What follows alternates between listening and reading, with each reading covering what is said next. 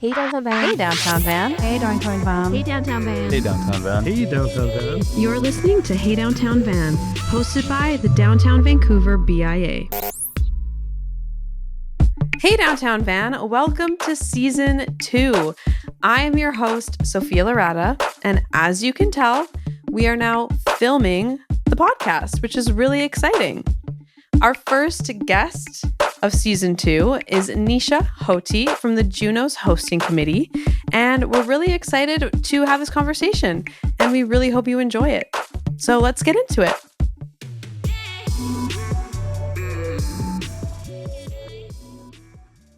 All right, Neesha, thank you so much for joining us today. Thanks for having me. I'm so excited. How was your journey in?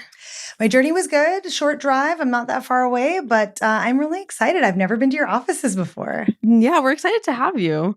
So do you want to just start off maybe by telling us a little bit about your role for the JUNOS Host Committee and what you do? Yeah, absolutely. So I act as the Director of Marketing and Communications for the Vancouver JUNO Host Committee. I played this role in 2018, so I was really excited to be asked back. What does that mean? So I look at everything from branding and creative to communications to media and marketing. It's a big role. It's a lot of fun. Kind of means that I've got my hands in a little bit of everything, but we also have an incredible team. So we've all really worked together. But a big part of it is, having these conversations and sharing our key messages and sharing our story and what's happening with the JUNOs with everyone else. Yeah, I'm really excited for the JUNOs. I know, it feels like it's been a long wait. It's so funny. We were very early in our announcement, which is unusual. Normally, cities don't get announced, or the next city doesn't get announced until a little bit later. And we announced very early. So we've had a nice long runway, which in the same vein means that now I'm like, okay, I'm ready. Let's go. Yeah. No kidding. Vancouver has such a rich musical culture and a scene. I remember when I moved here, I was there was so much going on. Yeah. How does the city's musical culture influence the planning and execution of an event like the JUNO Awards? Yeah, it does so much because we've got so many different types of music coming out of Vancouver, and we've got so many incredible pockets of community creating their own scenes. And so there is definitely that consideration when we're creating all of these other events. And I'm talking about, some of the smaller events, some of the host committee events, but also how we think about the broadcast and how we think about what that looks like. Who do we include? It makes a lot of sense to have hometown hero like Michael Bublé be our host. So all of that plays a part in how we consider our programming locally and for the broader broadcast that goes nationally. Right. Yeah. What are we expecting for tourism? How are we expecting people to come in? What's the economic impact, if you can share that? Yeah, absolutely. I mean, it's huge. So we are this is Canada's biggest night of music, right? The entire industry takes note and will be making an effort to make their way over to Vancouver. And, it makes a huge impact. So in Toronto in 2022, it was over $12 million of economic impact. Wow. And so we're expecting our JUNOs to be even bigger. And that was $2.7 million in tourism spending. These numbers only generally get larger when it's outside of the Greater Toronto area because so many people are traveling from that area to these other, geographies. And so we're expecting this to be a big one. Yeah. Well, my sister works for a few artists. She lives in LA. She's coming for the JUNOs. Amazing. So yeah, we know for sure people are traveling. That's exciting. It is really exciting. So the last time that Vancouver hosted the JUNO Awards was 2018. Yes. What is in terms of operations and marketing and, the back end of what you're doing and you're in charge of, what are the differences between 2018 and 2025? Great question. I mean, the entertainment and events industry has evolved so much and has changed. We all know that, funding and sponsorship has changed. The availability of a lot of resources has changed. People have moved locations. There have been venues that have closed down. COVID made a huge impact to the industry, right? There are a lot of changes between 2018 and now. And also, financially, we all know the dollar just doesn't go as far. And so trying to do, similar or the same things with finite dollars and limited resources from a human resource perspective and a capital perspective really has, creates its own challenges. And so we've been really grateful to have some incredible supporters and funders helping us make this happen. But the landscape has definitely changed from then and now. And from a marketing standpoint as well. I mean, things are very much online. Everything is digital. The media landscape has changed, right? We're having a podcast today. That wasn't happening in 2018. Yeah. So things have definitely changed in how we market these events as well. What other marketing tactics are you using for the JUNOs? Yeah, really great question. So, I mean, some of it is still very, grassroots. We are trying to get into the community, into the music communities, and what I call demographic outreach. And so, outside of this, I'm also an agency owner. And I think that's something that we've excelled in, is really finding those pockets. And so is it music schools and dance schools? And is it the community, right? Because there are levels to this. There are events that are family friendly. And so we want to reach out to the family bloggers, and we want to reach out to those community centers and like community pockets. We want to reach out to the music industry because obviously this affects them. We want to reach out to the general consumer because music touches everyone, right? We want to reach out to artists because we want them to know about the ways to engage and participate and support. So there is a lot of different kind of avenues we've taken with respect to marketing. And then, of course, we are on digital, we are on social, we are doing those ad buys. And it's really important because we want as many eyeballs on this as possible and as many people to know that the JUNOs are coming to town. Beyond that, we've also taken our events across the province. And so that has expanded the marketing scope, which is nice because it's not just a Vancouver-centric experience. We've taken the spirit of the JUNOs across all over mainland BC and the island. I love that. Yeah. So places, or I guess award ceremonies like the Grammys and the Brit Awards, they invite influencers to come walk the carpet and actually are there for the ceremony. Are we doing something similar for the JUNOs? It's funny you said that. We just had a brief conversation about it today. And so we're starting to explore that. To be fair, we really have a limited amount of time for our red carpet because we broadcast very early in Vancouver. We are the earliest broadcast because it is national. So it's funny. Yeah. In Halifax, I ate dinner and then went to the awards. Here, I will go to the awards and then eat dinner. Yeah. It is very different.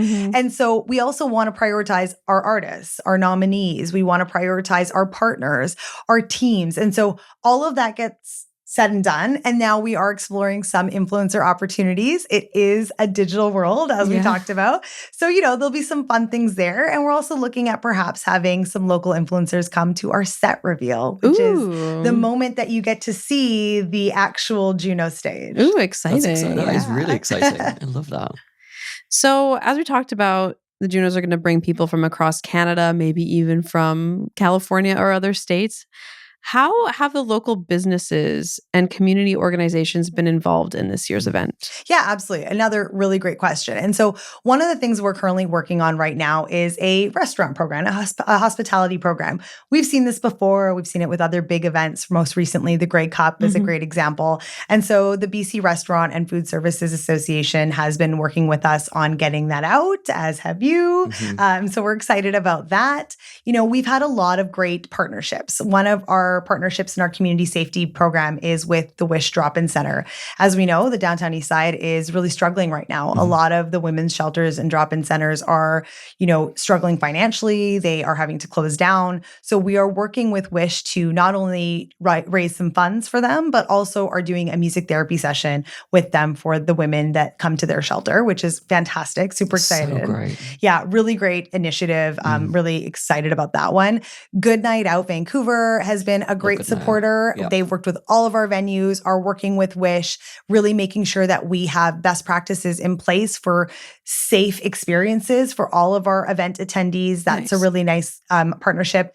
Vancouver Art Gallery has been a big supporter. They've given us some venue space, and we're working with them on our live site, which is the Let's Hear It Live JUNO block party. So that's happening Thursday, Friday, Saturday of JUNO weekend. Nice plug. It is going to be a family-friendly outdoor festival. Really excited about that. They've been a great partner for that event.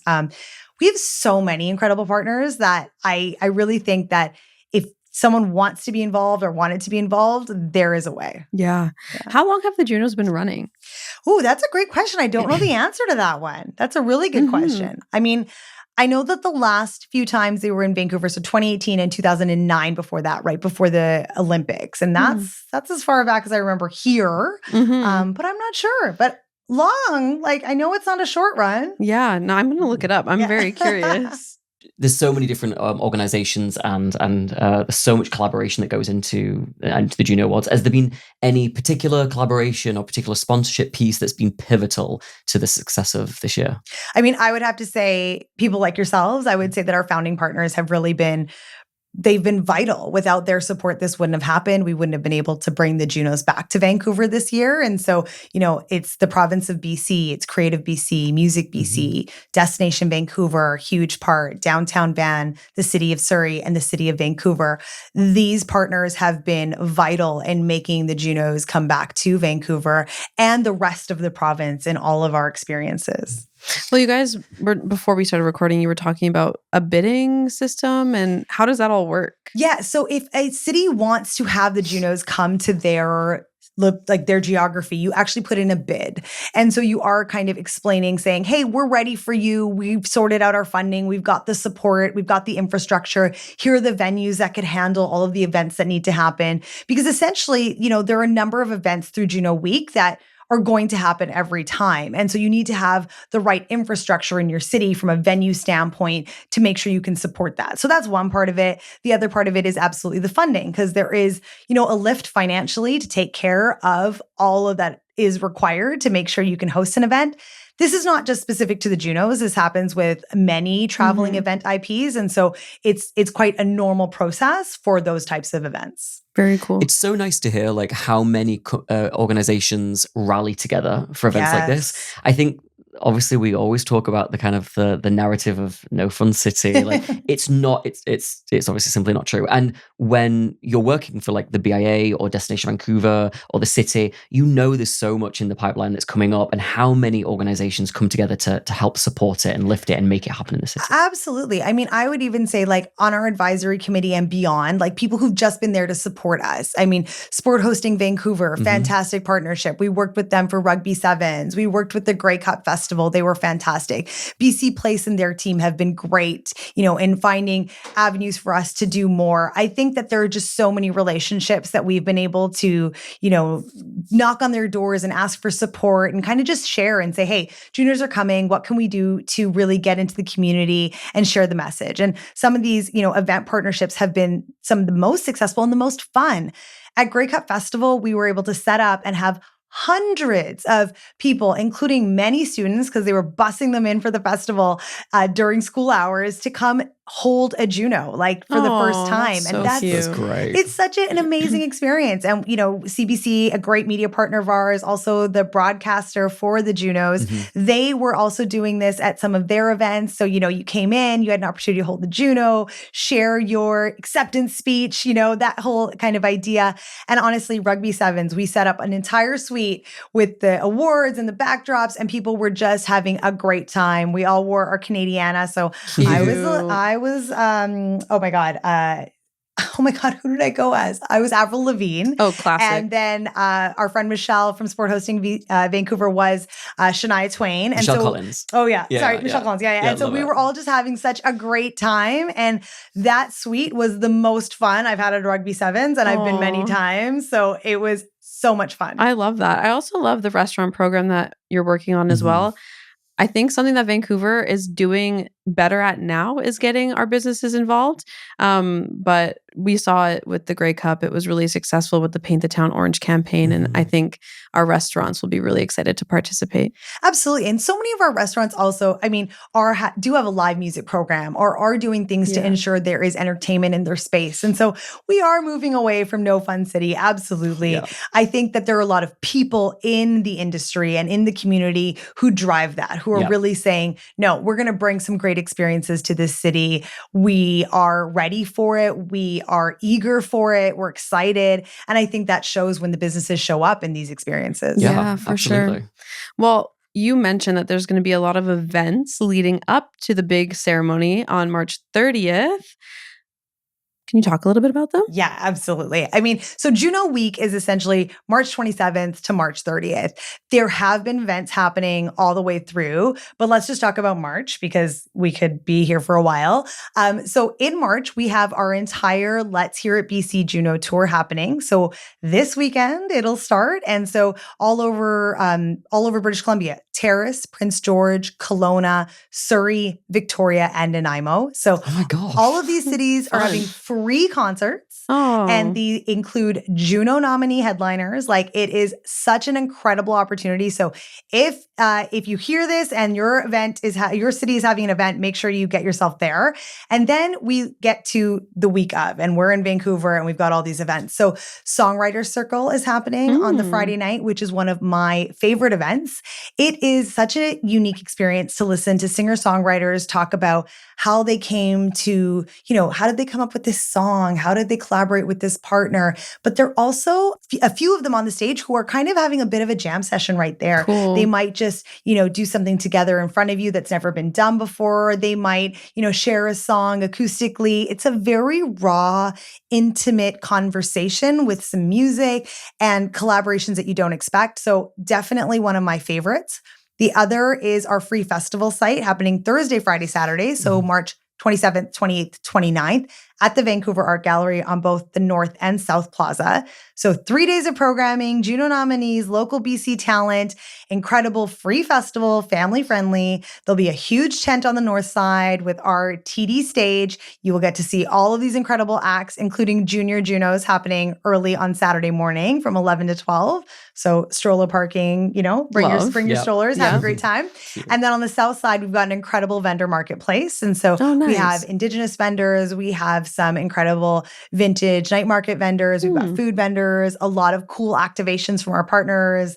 You might be able to hold that Juno again. So there's a lot of fun things happening there. There's another event called Stories from the Studio, which is similar to Songwriters Circle, but more from the producer angle. Cool. So that's Saturday morning, talking about the production side of things. How did you work with this artist? What was it like to be in the booth with them? What was the vibe? How did it all come to be? I think that's another incredible event. We're also really excited to have our honoring ceremony on Saturday morning, which is acknowledging all of our Indigenous nominees from across Canada. Cool. And so we are working with Destination and Indigenous. It's such an incredible story and an opportunity to really celebrate our host nations and our Indigenous artists. And so that's incredible. Similar line. And like I said, this is just March. We're talking about a lot of events, crazy. right? So many things. So you got to plan your schedule. You got to block time. But within the Indigenous community, we also wanted to share the Artist Path, which is really an Indigenous storytelling circle. And so we've got a number of Indigenous artists who'll be talking about their journey and, obstacles they overcame, situations that they dealt with, how did they start their musical journey. This is really a great opportunity for emerging artists to come hear from some established artists, to hear their stories and how maybe they could learn about their own journeys and what they maybe need to do or advice they can take. So it's a really great opportunity to have an intimate conversation with these artists. And we're also doing a mingler. So a lot of these Indigenous artists want to connect with the music industry. I mean, a lot of artists do, but we're creating this experience at our live site in our VIP zone where the industry will be and emerging artists can come and have a conversation with them. Yeah, that's amazing. Yeah. So much going on. And then there's the actual awards, because, I shouldn't miss that. But on Saturday night, like most, awards ceremonies, we have the awards gala, which is where a number of the awards are given out, probably majority of the awards are given out. And then on Sunday night, Rogers Arena, the broadcast, 5:00. And that's where a smaller handful of the awards are given out, but also includes a number of amazing musical performances. Have any of them been announced? Do we know? Yes, some have been announced. Some have been announced. Some have not been announced. And so I think that the most exciting part is there's something for everyone. And so I highly encourage everyone to go to ticketmaster.ca/Junos, plug, get in there and definitely take a look, because there's so many events. Some of them are free. Some of them are ticketed. Broadcast tickets are still available, but I have a very strong inclination that as we get closer, there's going to be very few left, if not sold out. Vancouver's a music city. It is. Yep. We are ready for it. We are tickets have been moving very well. And so if you want to see, your favorite artist perform, definitely go get your tickets. For sure. I love the idea of in the studio. Is that what it was called? Or Stories from the Studio. Stories from the Studio. Because not a lot of people can be in that environment in the studio with the writers and the producers. Oh, totally. And there's so much that happens in that space, right? Like they're, you've got your artists sitting around and maybe they've got a few people with them and you were there and someone came by and some things happen so organically. And I think those are the stories that are so interesting to hear. Like, I didn't plan for this to happen, but I went into the studio and I thought I'd lay a beat and then so-and-so came around and they put out a few bars and then all of a sudden we had a song. And, when you hear this story and how it all comes to be or what the inspiration might have been or what those two people or multiple people were discussing when that conversation or when that song came to be, you start to understand the lyrics in an entirely different way. It's like two sides, isn't it? Because you can get the artist talking about where the story behind the lyrics and that piece, but then the piece where it's made, the narrative with the producer, and like you said, like, oh yeah, we were humming this tune, and then suddenly this. And it's what's insane is this really popular song. You'd be like, oh yeah, it must have taken a huge team. And actually you find out there's just three of them just jamming. And suddenly this incredible piece came from it. It's so interesting. It is very interesting. You were mentioning about like emerging artists. So like, how do the Juno Awards help in elevating Canadian artists to like the global stage? Yeah. That's the first one. And then also like, are there any performers or special moments this year that you're like particularly excited about? Okay, so the first one, there are always a lot of opportunities within Juno Week and in the lead-up events for local Canadian artists, and in this case, BC artists to participate. And so we've had a number of call-outs done through Music BC and other channels to say to local artists like, hey, there's going to be slots available, whether they be at Juno Fest, which we haven't talked about, but is, get your wristband. It's a multi-venue experience on the nights and the evenings of Juno Week. And so you get to go to all these different venues and experience different genres of artists. And so people have applied to perform there. People have applied to perform at the Let's Hear It Live Juno Block Party. People have applied to be our opening acts at the Let's Hear It BC tour. So there are so many other opportunities. And then there's so many offshoot events. Like we are just right now talking about the Vancouver JUNO Host Committee and the Juno specific events, but there are so many other events happening in the city. Women in Music Brunch, Advance House, SoCan, like everyone has so many events happening. There are so many places for local artists and BC artists to engage. And so I always say it's really important to engage with the music industry as a whole, because putting yourself out there, making sure you're known, making sure people know about you ensures that you're thought about when these opportunities arise. And so, we can all be online and digital warriors, and that's great, but I think it's really important that you make those connections. And if you haven't, then this is my advice to you is use Juno Week as a catalyst. Yeah. Get out to the events, meet industry, hang out at the hotel lobby, say hello, do an acoustic set, like get out there and get to know people because it's such a great way to get your foot in the door. Well, there's just so much great talent in Canada. And I was talking to my sister about this when I was visiting her. Like to us, some Canadian artists that we think are so big, people in the United States don't know who they are. Yes. And I think that's something that I wish would change a little bit. Like I think because there's so much great talent in Canada, I feel like the whole world should know about it. Yes. But I guess we're getting there. We have Tate McRae and we have Shawn Mendes, we have Tate Mendes. McRae. We have so many. The Weeknd has so many nominations. I love Snotty Nose Rez Kids. Like, oh my gosh, I'm obsessed with them. Right? When they performed at the event, our press conference last was they January. were incredible. They were so good. They were really cool. They are amazing. And they're, to me, such a success story. In 2018, we were talking to Snotty Nose Rez Kids, having them perform on a number of stages. And this is prior to like the huge blow up that has happened now. And I'm not saying they weren't amazing then. They were amazing then, which is why we were programming them. And to see how much they've continued to explode, like that is phenomenal. Yeah. I mean, even to say like looking at like someone like Gagan Aujla, who's come and performed huge concerts here, has also gone all over the world, got TikTok Fan Choice Award last year. Like Canadian artists are amazing. They are blowing up. They are worldwide. And I think it's high time that we give them the respect that they deserve. Yeah, for sure. When I'd heard of the Snotty Nose Rez Kids before, and then when we went to the event last, like a year ago, they're now on my top Spotify. Oh, I love that. They are amazing. They're That's so good. cool. And then, I mean, okay, one of the things that I'm personally most excited about this year is the South Asian Music Recording of the Year. So this is a new category. It's just been announced, like it's first time this year.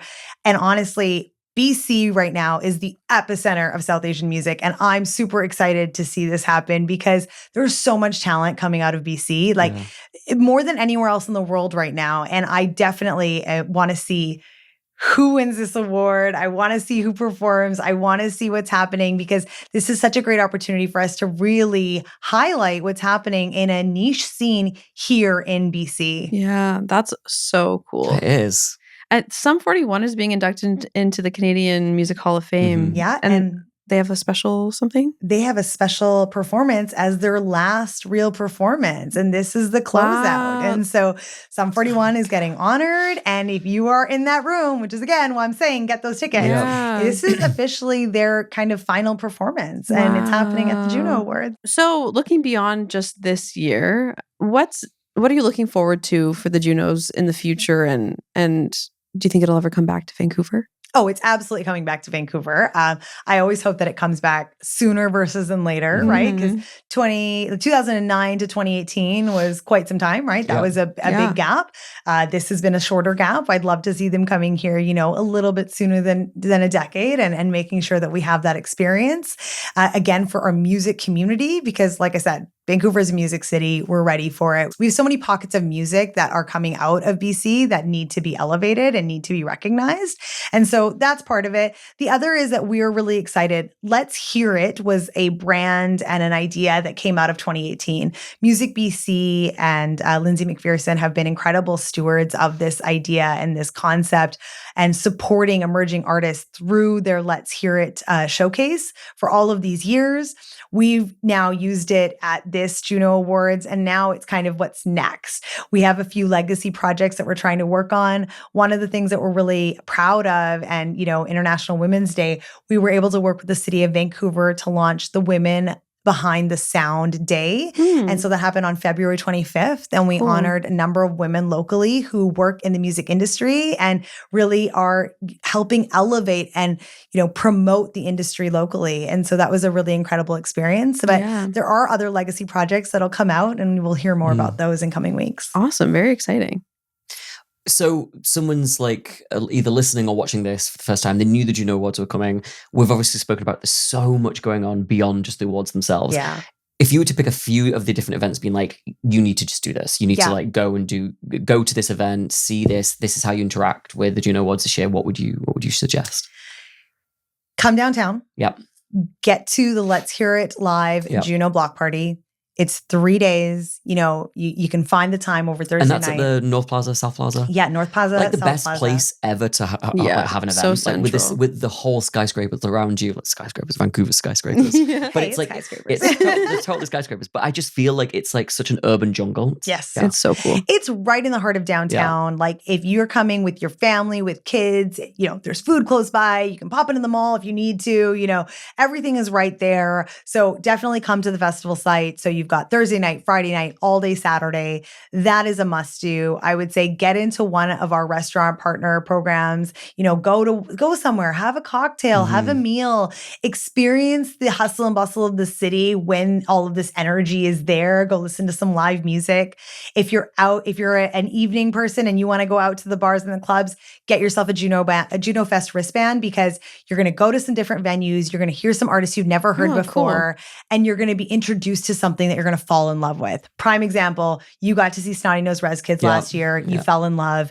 That's how music works, right? You go, you experience them, and live music is always so much better than listening to someone on Spotify. So please go experience some live music and then get yourself to the broadcast, buy yourself a ticket, experience this in your hometown. And the broadcast is also a unique experience because it's live. So, you're going to get we're taking a commercial break and 5 to live, and you're going to hear all of this, which is a really, really unique experience. It's different than a traditional concert. And so definitely come check that out. If you are a music buff, then I say go to Juno Awards website and then go to letshearit.ca. You're going to get a lot more information on both the host committee and the Juno events. So if you're a music buff, get in there and find all the details of those events, because then you're going to find something that speaks to you. Yeah. Exciting. And what are the social handles for the Junos? Okay, so it's the Juno Awards for Junos, and it's Let's Hear It BC for the host committee. And if you want to learn more about the host committee, go to letshearit.ca. Very exciting. I can't wait. I'm so excited. I know, me too. I'm just excited to see the buzz downtown and within the city. There's going to be so many cool people here. Cool people, cool music, and now I'm thinking, what am I going to wear? No, Yeah, I know, no 100%. kidding. I know. I'm super excited. And yeah, going downtown, and there's Yeah. been so much happening in the city lately. Oh my God, And yes. especially, I think it's just like that ramp up to FIFA as well. Mhm. And it's just coming downtown on weekends has been great lately. It's Yeah. just so Grey Cup, busy. Invictus, Junos. Yeah. Like, we are the city right now. Yeah. So let's Absolutely. ride that wave. It's I very love it. exciting.